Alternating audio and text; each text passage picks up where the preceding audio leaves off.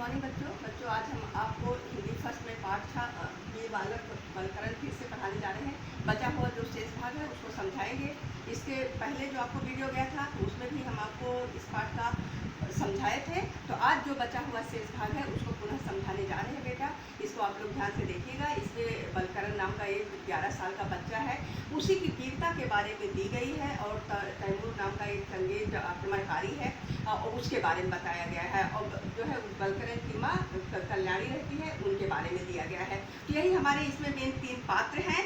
कौन कौन से हैं? एक तो हमारा बलकरण, फिर उसकी माँ कल्याणी और तीसरा तैमूर।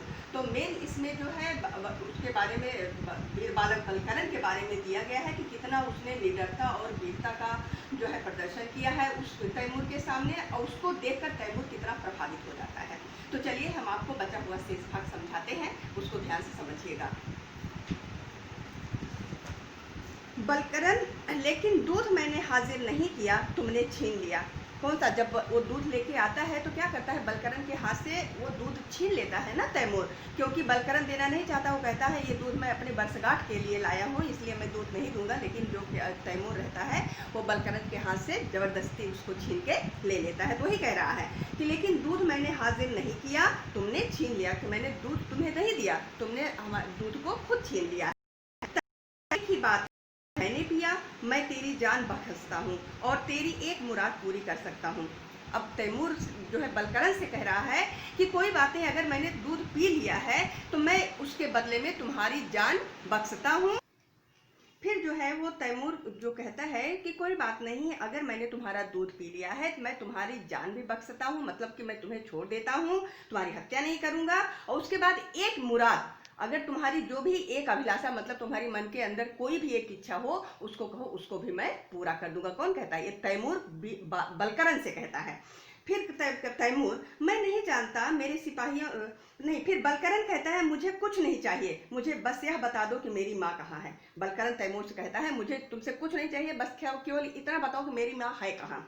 तैमूर, मैं नहीं जानता, मेरे सिपाहियों ने तेरी माँ का कत्ल भी नहीं किया होगा, क्योंकि उनकी तलवारों पर खून का एक भी धब्बा नहीं था। तैमूर बलकरण से कहता है मैं तुम्हारी माँ को तो नहीं जानता, लेकिन जो मेरे साथ मेरे रहने वाले सिपाही हैं, लेकिन उन सिपाहियों के तलवार पे खून के एक धब्बे भी नहीं लगे थे, इसलिए इतना तो निश्चित है कि तुम्हारी माँ को उन्होंने मारा नहीं है। जहाँ भी होगी वो तुम्हारी माँ सुरक्षित होंगी। बलकरण, आप मेरी मुराद पूरी करेंगे तो फिर आपसे मैं यही चाहता हूँ कि आप हमारे गाँव से बाहर चले जाएं। बलकरण कहता है अगर आप मेरी मन की इच्छा को पूरा करना चाहते हैं तो मेरी यही इच्छा है कि आप मेरे गांव से बाहर निकल जाइए। तैमूर दोहरा कर, गांव से बाहर चले जाएं, सोचकर मंजूर, मतलब कि वो आश्चर्य में पड़ता है, फिर सोचता है, फिर कहता है ठीक है मंजूर है, मतलब कि मैं मानता हूँ कि मैं चला जाऊंगा। मैं दूसरे गांव जाऊंगा, अपने छोटे बहादुर दोस्त की मुराद पूरी करूंगा, तेरा दूध और चाकू मुझे हमेशा याद रहेगा। मतलब कि बलकरण के जो निडरता और वीरता इतना ज़्यादा उसको प्रभावित कर लेती हैं कि जो है तैमूर एकदम जो है बलकरण की तरफ पूर्ण रूप से उसके हर बात को मान लेता है और उसकी हर इच्छा को पूरी करने के लिए तैयार हो जाता है। क्योंकि उतना छोटा बच्चा अपने चाकू को ही अपना तलवार समझ रहा था और उसी से उससे जो है युद्ध करने के लिए उसी से कह रहा था मैं तुम्हारा सामना करूंगा। तो उसको बार बार उसकी चाकू और उसका दूध याद आता है। बलकरण, धन्यवाद। तैमूर, मैं कुछ समझा नहीं। खैर, तैमूर की जिंदगी में एक नई बात हुई, वह काफिरों का खून पीता है, आज तो उससे छीन कर दूध पिया, यह एक आश्चर्य की बात है। बलकरण, मैं कुछ समझा नहीं। तैमूर अट्ठहास कर, अट्ठास मतलब हंसना, जो जो से हंसता हुआ। तैमूर की बराबरी करना चाहता है, लेकिन तू तैमूर से भी बड़ा है। तैमूर किससे कहता है? बलकरण से कहता है कि तुम तैमूर से भी बड़े हो, तेरा चाकू उसकी तलवार से भी तेज निकला। तैमूर खूंखार है, लेकिन बहादुर को सलाम करता हूँ। कहता मैं खूंखार भले हूँ, लेकिन जो बहादुर लोग रहते हैं मैं उनको नमस्कार, सलाम मतलब नमस्कार करता हूँ। बहादुर बच्चे को तैमूर का सलाम। फौजी ढंग से सलाम करता है, मतलब जिस तरीके से फौज के लोग सलाम करते हैं उसी तरीके से वो किसको? बलकरण को सलाम करता है, नमस्कार करता है। बलकरण, उसी तरह सलाम। तैमूर, तेरे गांव को हाथ नहीं लगाऊंगा। सिपाहियों को हुक्म देकर वापस लौटता हुआ, हुक्म मतलब आज्ञा। हाथ उठाकर खुदा हाफिज, शीघ्रता से प्रस्थान, मतलब हाथ उठाकर क्या कहता है? खुदा हाफिज। और क्या कहता है? वहां से प्रस्थान, मतलब कि वहां से चला जाता है। किसके? बलकरण के गांव से चला जाता है। उसके बलकरन उसके जाने की दिशा में देखता हुआ तैमूर सलाम करता है, फिर लौटता है, चारों ओर देखकर पुकारता है माँ माँ माँ। मतलब कि वो जाता है जब, तो उसको किस दिशा में जा रहा है उसको देखता है कि मतलब तैमूर किस दिशा में जा रहा है, उसको सलाम करता है। फिर जब लौट के बलकरन आता है तो चारों ओर देखता हुआ अपनी माँ को माँ माँ करके पुकारता है। शीघ्रता से कल्याणी का प्रवेश, वह अति शीघ्रता से बलकरन को हृदय से लगा लेती है। कल्याणी बेटा बेटा बलकरन सिसकने लगती है। वो जल्दी से आती है, कौन, कल्याणी आती है और जल्दी से बलकरन को अपने हृदय से लगा लेती है और बेटा बेटा बलकरन को कहकर क्या करती, सिसकने लगती है, मतलब कि रोने लगती है। बलकरन, ए माँ तू रोती क्यों है, तू कहाँ थी? बलकरन, तुम रो क्यों रही हो और तुम अब तक कहाँ थी? कल्याणी, बेटा तैमूर के सिपाही आए थे, उनसे बचाने के लिए ठाकुर दादा मुझे तल घर में खींच ले गए। तुझे तो कुछ नहीं हुआ बेटा, कहीं चोट तो नहीं आई? देखूं।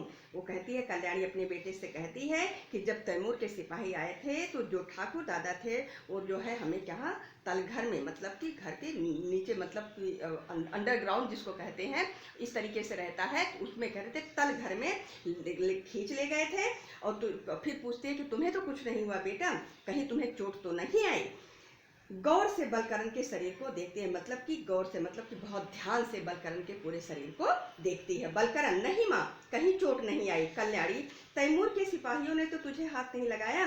कल्याणी अपने बेटे बलकरन से पूछती है कि जो तैमूर के सिपाही थे उन्होंने तुम्हें कहीं हाथ तो नहीं लगाया, मतलब कहीं मारा पीटा कुछ किया तो नहीं? बलकरन, जब खुद तैमूर हाथ नहीं लग सका तो तैमूर के हाथ नहीं लगा सका तो तैमूर के सिपाही कैसे हाथ लगाएंगे? अपनी माँ से कहता है कि माँ, जब तैमूर ने खुद हमें हाथ नहीं लगाया तो उसके सिपाही हाथ हमें क्या लगाएंगे? तो बेटा ये आपका चैप्टर यहीं पे पूरा हम आपको समझा दिए, यहाँ पे समाप्त होता है आपका चैप्टर। और आपको बहुत अच्छे से समझ में भी आ गया होगा कि एक छोटे से बच्चे की निडरता और उसकी जो है निडरता और उसकी वीरता ने एक खूंखार आतंकवादी जिसको कहते हैं, मतलब एक खूंखार मतलब उसको जो है कितना निडर बना दिया। मतलब वो जो खूंखार इतना था, लेकिन उस खूंखार व्यक्ति भी जो है उसकी वीरता के सामने क्या होता है, एकदम से खूंखार आदमी के जो बेटा इतना था और जो है वीर, उसके जो है बलकरन की वीरता के सामने वो भी नतमस्तक हो जाता है। तो हमेशा हमें विपरीत परिस्थितियों में पूरी अपनी निडरता और अपनी वीरता को हमेशा अक्षुण्ण बनाए रखना चाहिए। कभी हमें जो वहाँ पे हमें निराश नहीं होना चाहिए, हमें किसी से जल्दी से डरना नहीं चाहिए। पूरी कोशिश करना चाहिए कि हम अपने अपने मनोबल से आगे वाले व्यक्ति को भी अपनी तरफ खींच ले आए, आकर्षित कर ले, इस तरीके से होना चाहिए। तो चलिए बेटा, अब हम आपको आपके पाठ में आए हुए कुछ मुख्य शब्द और उनके अर्थ है उसको बताते हैं। तो देखिए, इसके पहले भी हमने समझाया था, तभी हमने कम से कम आपको 9-10 मुख्य शब्द एवं उनके अर्थ लिखवाए थे। आज भी हम लिखवाए हैं, ये सारे शब्द आपकी फेयर कॉपी में होना चाहिए। देखिए, पहला है अट्ठास, मतलब हंसना, हक मतलब अधिकार, सलाम मतलब नमस्कार, कबूल स्वीकार करना, पैतरा चाल, मुराद अभिलाषा या मन की इच्छा, दृढ़ता मतलब मजबूती। तो बेटा, आपका ये पूरा पाठ हमने आपको अच्छे से समझा दिया। एक छोटे से बालक की वीरता के बारे में इसमें दिया गया था, उसके निडरता और वीरता को पर इसमें कवि ने दर्शाया है। तो इसलिए अब आपको पाठ अच्छे से समझ में भी आ गया होगा। और बेटा, ये जो मुख्य शब्द है इसको फेयर कॉपी में जरूर आप लोग लिखिएगा। और उसके बाद आपको एक्सरसाइज जो भी बुक में दी गई है उसको आप लोग बुक पूरा रीड करके करने की कोशिश करिएगा। वैसे हम जो कुछ चीज़ें ऐसे रहते हैं हम PDF में उसको भेजते भी हैं, लेकिन हम जानते हैं कि हमारे बच्चे बहुत अच्छे हैं, इसलिए वो भी करने की पूरी कोशिश करेंगे।